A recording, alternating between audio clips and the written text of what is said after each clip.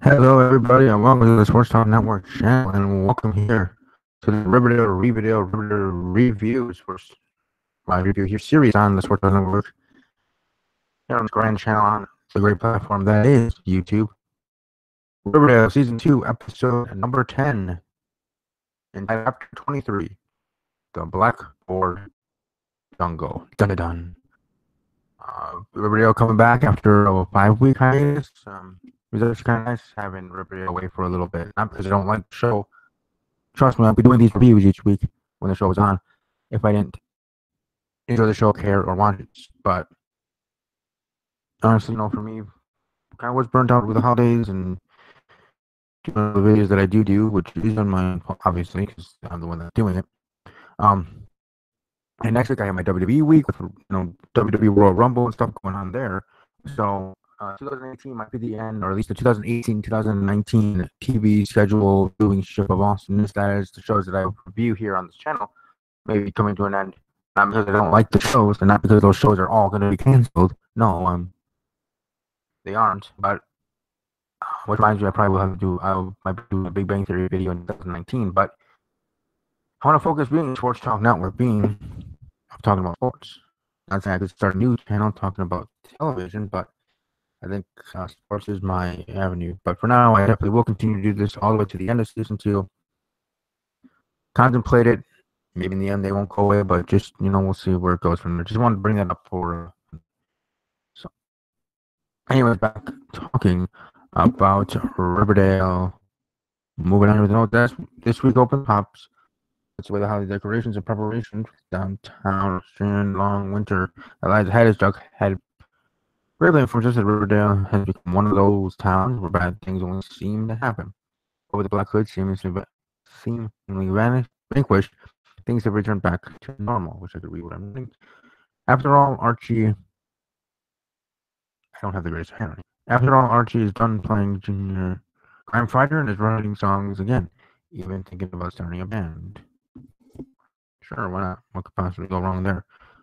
So, I do like it as a good idea there, and give it a shot and move right along.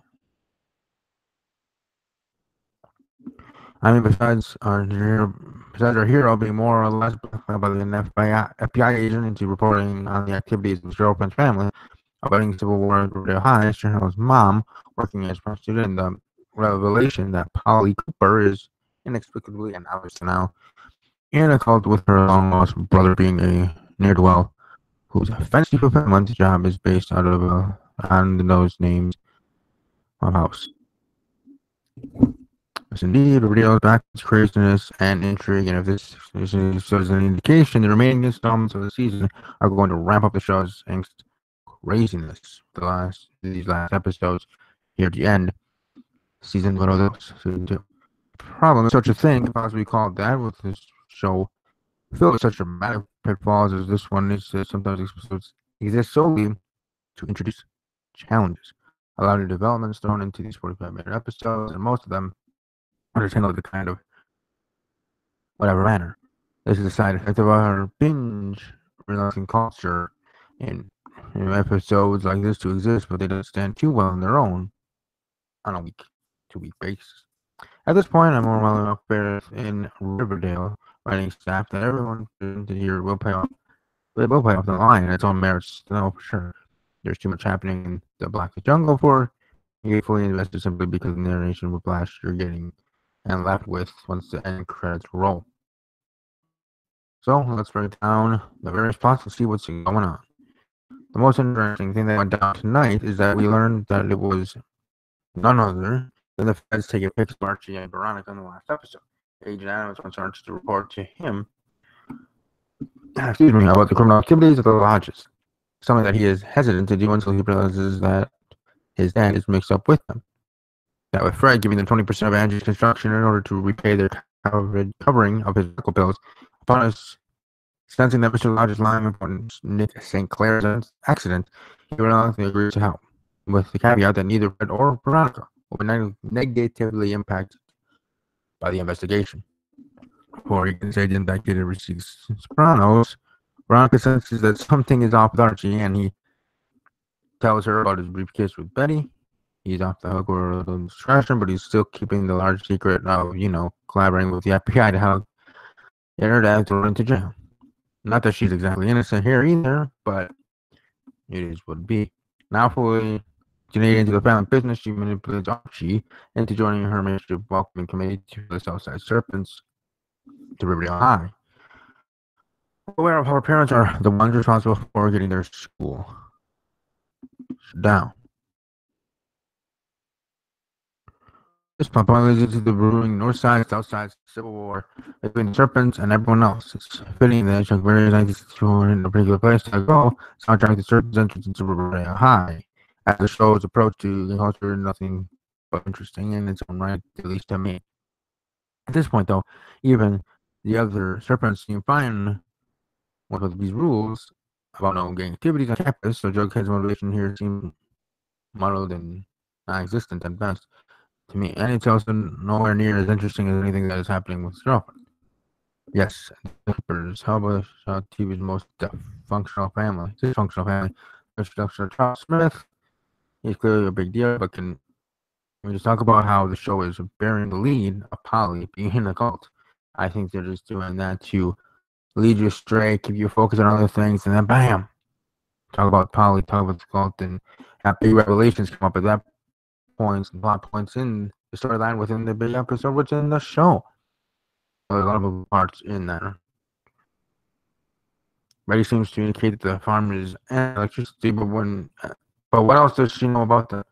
When do we get the Polly episode? Moving on. As for Chick himself, this is going to be trouble. I understand Alice's loneliness, especially given the fact that one of her daughters is amazing Mr. Call, but to invite Chick into her home without knowing a thing about him, other than he works in fantasy fulfillment, which seems to beat out of him, and then always, yeah, it might be a stretch for him. So.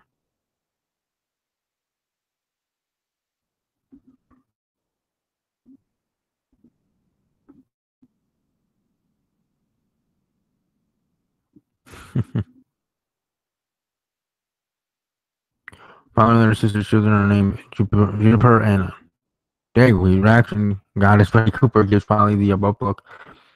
Which is a bit hypocritical. See how she dates a dude named Jughead, which is interesting in that round. But the show in this episode, pretty dang good. Pretty good.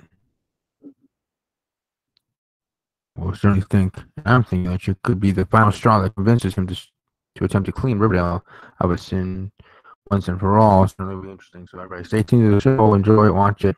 Because I know I enjoy it and want to chin every week. It's been a long hiatus. I'm glad that it's back. I'm looking forward to it all as well.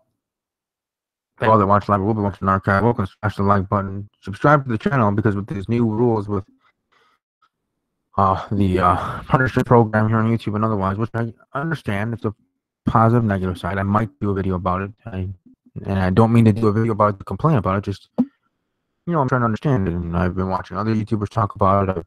I've seen both sides of the aisle of thinking of it's a great thing and it's a terrible thing and this and that. As I am kind of politically, I'm kind of moderate in this discussion of, YouTube. People are smarter than I. If they feel it's best for business to do it this way, then it's best for them to do it this way. And that is 4,000 hours that you have to have in a calendar year or in a year from whenever they determine the start of that year being of your year clock, meaning not just calendar year January 1st to the next January 1st, but maybe depending on when this channel starts, clocking them at that whenever they started the channel to a year under their belt. And having to get 1K subscribers, I sit right now at 224. I need 700 plus more to try to get to that point here quickly so I can keep my partnership starting February 20th, but I don't think that'll be the case. I'm going to have to see if I'll be able to get it at any point moving forward to get videos monetized and to have a partnership and try to grow and be that diamond in the rough that I feel that I am talking sports and talking other things as well. Because if I do have more of an audience, you can best bet these videos are going to be better produced, better quality. I have my battle buddy here, the snowball microphone. Make these videos, make them count for that YouTube to notice that. And I mean that in a positive way, right? Because they know what's best for business. For YouTubers thriving, they're going to help them because it's best for YouTube and it's best for that individual or group of people or whatever the channel is. So I understand the business aspect of it. So with my family formerly owning a business here in Wisconsin, so I understand that part of it. It's just the other part of it, me being a smaller YouTuber, it kind of sucks with the rules and how I probably won't be getting to 1K before February 20th. But it's just life, such as how the business is going to be going here for YouTube. It makes sense. So either way, hope you all have a great rest of your day, great rest of your weekend, and above all else, as always, take care.